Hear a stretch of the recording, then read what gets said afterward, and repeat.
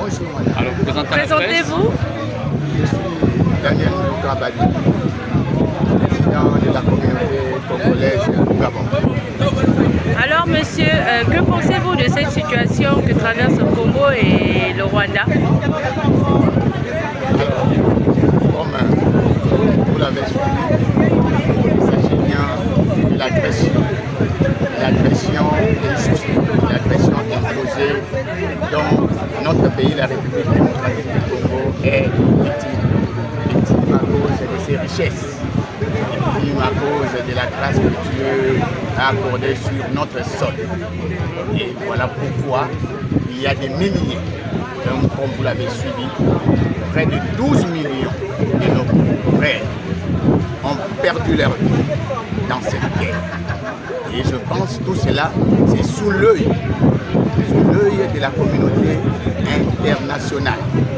Et l'heure n'est plus maintenant à se cacher. Nous avons connu et nous connaissons aujourd'hui des pays agresseurs. C'est le Rwanda. Voilà pourquoi le président de la République a institué que chaque 2 août, partout où nous serons, nous puissions faire encore comprendre au monde que la République démocratique du Congo est agressée par cette guerre injuste imposée à cause de ces richesses que Dieu sur son sol. Alors, concrètement, Président, lors de ce débat de presse, qu'est-ce qu'il était question de relever ici? Voilà, il était question de relever d'abord l'histoire de cette agression. Comment cette agression a commencé? Et je pense que le premier orateur l'a dit, et lorsque le feu président Laurent Désiré Kabila est venu, il a été aidé par le Rwanda pour faire partir le feu président, paix à son âme, Joseph Désiré Mobutu Sese Seko. Et c'est là que Laurent Désiré Kabila est arrivé. Et lorsque Laurent Désiré Kabila est arrivé, il s'agissait maintenant sûrement d'un partenariat, d'un contrat dont il fallait maintenant faire retourner les gens qui l'ont aidé. C'est à partir de là que l'agression a commencé.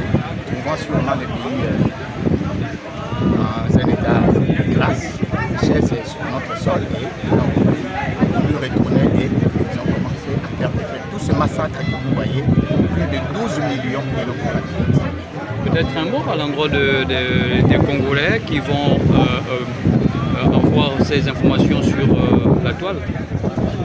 Chers compatriotes, comme vous le savez, sur instruction du président de la République, partout où le Congolais se trouvera, on va commémorer ce jour de août en mémoire de nos frères, en mémoire de nos militaires qui meurent, je le dirais, chaque jour, chaque instant, plus à l'est du pays pour combattre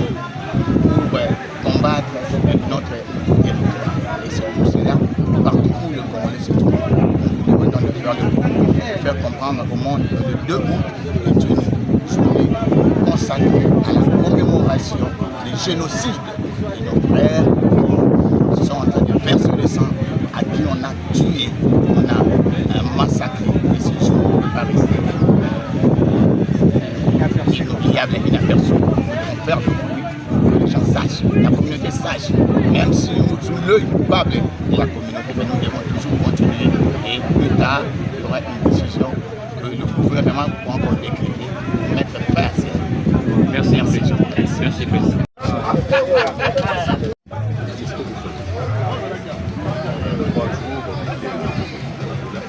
Juste à la recherche de la paix. Et là aujourd'hui, nous sommes avec tristesse, comme une version de ça fait mal.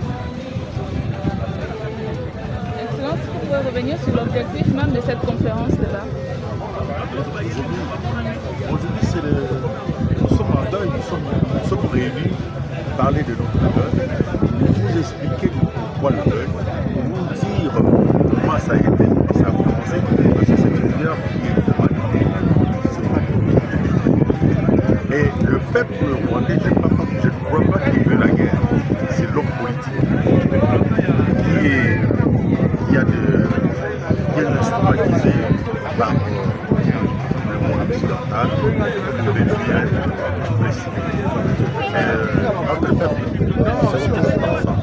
a trouvé une frontière, on a trouvé ses limites. Nous, acteurs politiques, eux, acteurs politiques, ils sont mais nous allons régler ce problème. Peut-être un mot aujourd'hui à tous les Congolais. Un mot pour tous les Congolais qui commémorent cette journée. On a dit ça tout à l'heure, je crois que le mot Congolais, c'est de continuer à parler fort de cette agression, c'est de continuer à négocier aussi, avoir des idées politiques pour le pays. Le Congolais doit être debout. Tous les Congolais doivent être debout pour essayer de parler d'une seule voix pour la liberté.